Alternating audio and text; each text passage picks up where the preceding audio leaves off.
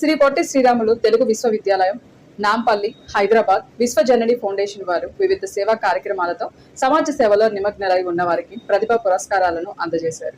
కార్యక్రమంలో వినుకొండకు చెందిన young stars helping hearts foundation వారు వివిధ సేవా కార్యక్రమాలు నిర్వహిస్తున్నందుకు గాను విశ్వజనని ఫౌండేషన్ వారు గుర్తించి విశ్వజనని సేవారత్న పురస్కారం ఫౌండేషన్ చైర్మన్ బొగ్గవరపు బ్రహ్మానందం, నటులు 30 ఇయర్స్ ఇండస్ట్రీస్ పృథ్వీ, గౌతమ్ రాజు శ్రీనివాసులు, తెలంగాణ సాంఘిక సంక్షేమ శాఖ మంత్రి అడ్లూరి లక్ష్మణ్ కుమార్, తెలంగాణ ఆర్యవైశ్య కార్పొరేషన్ చైర్మన్ కల్వ సుజాత, ఆంధ్రప్రదేశ్ రాష్ట్ర టీడీపీ అధికార ప్రతినిధి కనుమూరి రాజలక్ష్మి ప్రముఖుల చేతుల మీదుగా ఈ అవార్డును అందుకున్నారు.